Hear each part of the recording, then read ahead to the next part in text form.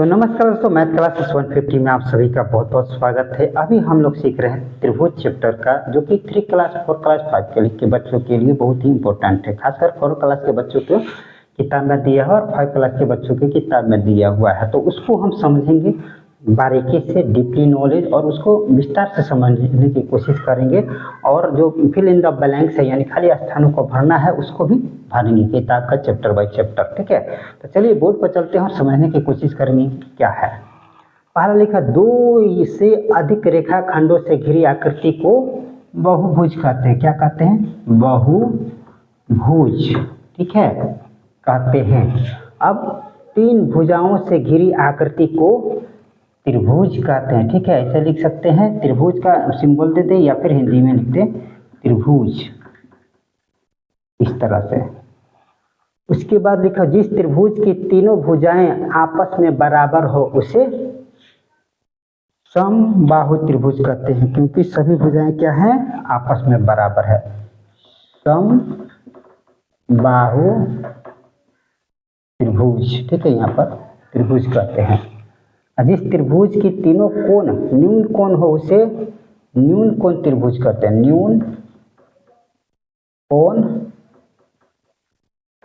त्रिभुज कहते हैं। उसके बाद क्या है? जिस त्रिभुज की 2 भुजाएं आपस में बराबर हो उसे समद्विबाहु। ठीक है, समद्विबाहु त्रिभुज कहते हैं। उसके बाद क्या है कि जिस त्रिभुज का, ठीक है, यहाँ से देखा जाए, जिस त्रिभुज का एक कोण 90 डिग्री का हो उसे समकोण त्रिभुज कहते हैं। समकोण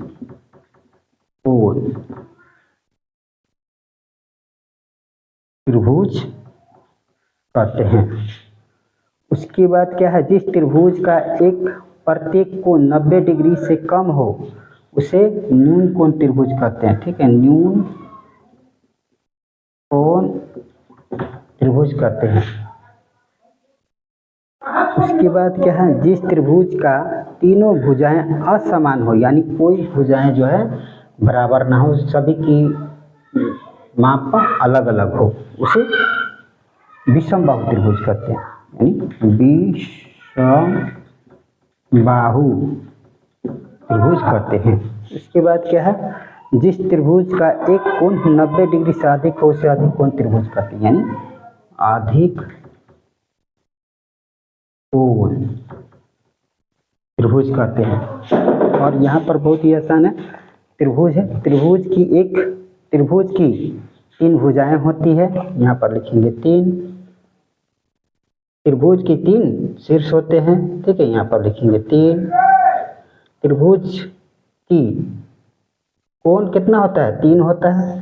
ठीक है, तो ये है 4 क्लास और 5 क्लास के बच्चों के लिए, जो कि बहुत ही आसान है और सिंपल है। अगर आपको कहीं भी डाउट हो, कंफ्यूजन हो, तो कमेंट करना ना भूलिए और इस वीडियो को ज़्यादा ज़्यादा शेयर करें, ताकि जो भी बच्चे 3 क्लास के हो, 4 क्लास के हो, 5 क्लास के हो, उनको समझ में आए। और जो कोचिंग में पढ़ाते हो, ट्यूशन में पढ़ाते हैं या होम ट्यूशन देते हो, तो उनको भी कुछ मन के अंदर डाउट हो तो वो भी क्लियर हो सके। तो इस वीडियो को ज़्यादा से ज़्यादा शेयर करिए।